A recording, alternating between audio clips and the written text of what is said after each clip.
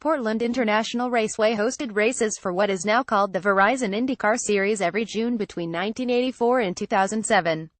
And in that span of 24 races, it was the scene of quite a few iconic moments for the sport. A quick list of highlights is below. 1986 on Father's Day, Michael Andretti runs out of fuel exiting the final corner, and his father Mario nips him at the line for the victory. The margin between them was .07 seconds, the closest road course finish in the history of IndyCar racing.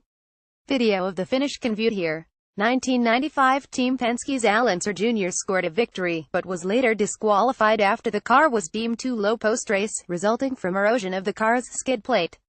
However, after the conclusion of the season, Unser's win was eventually reinstated, and Jimmy Vassar's first career win taken away. 1996 Alex Zanardi won his first race in IndyCar, in the series then known as the PPG IndyCar World Series. Zanardi was teammates at Target Chip Ganassi Racing with Vassar, who went on to win that year's championship. 1997 A wet race saw a titanic duel between tire suppliers Firestone and Goodyear, with Firestone holding the advantage for much of the race. However, as the track surface dried, several Goodyear runners rose to the fore, chiefly Gilda Ferran, then a driver for Walker Racing. In the final laps, however, the track dried enough for several teams to switch to slick tires. One of those drivers was Mark Blundell. Exiting the final corner on the final lap, Blundell and Patrick Racing driver Raul Boesel got alongside de Ferran, and Blundell was able to nose ahead of both drivers at the line to take his first career IndyCar victory. The margin between the three was a scant .055 seconds. Video of the wild finish can be seen here. 2006 AJ Allmendinger had joined Forsyth Championship Racing the week prior after his previous team, Rusport, fired him. In his first outing with his new team, Allmendinger took the first of 3 consecutive wins that year. He went on to score 5 in total before joining Team Red Bull's newly formed NASCAR team at year's end. 2007 What proved to be the final event at Portland before the IndyCar Shop Car merger also saw the first standing start in modern American racing history. Sebastian Bourdais scored the victory that day, his second win at the venue following a 2004 triumph. In total, Newman Haas Racing was the most victorious IndyCar team at the track, taking 8 wins between Mario Andretti, Michael Andretti, and Cristiano Dalmada. Among active teams, Team Penske is the winningest, with 5 victories at the track. Chip Ganassi Racing 2 and Rahal Letterman Lanigan Racing 1 have also previously won at Portland.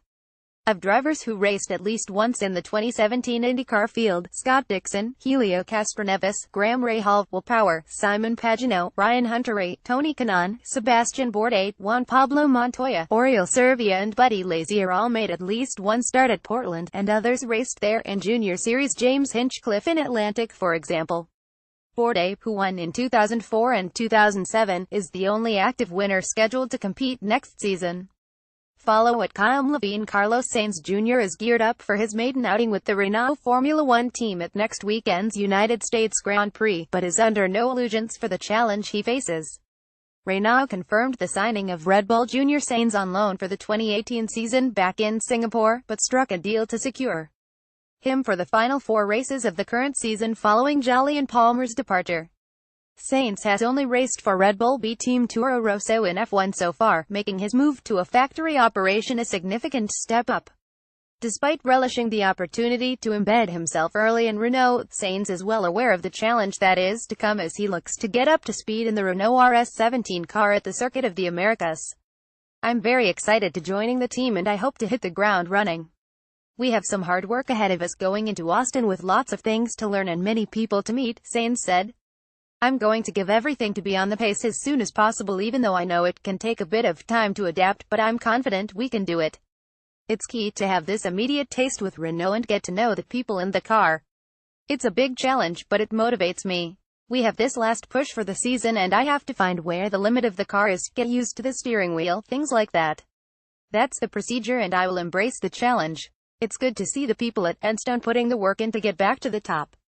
They can be sure all the effort being put in is being matched on my side of things and I will be pushing flat out to help the team. Follow at Luke Smith 1.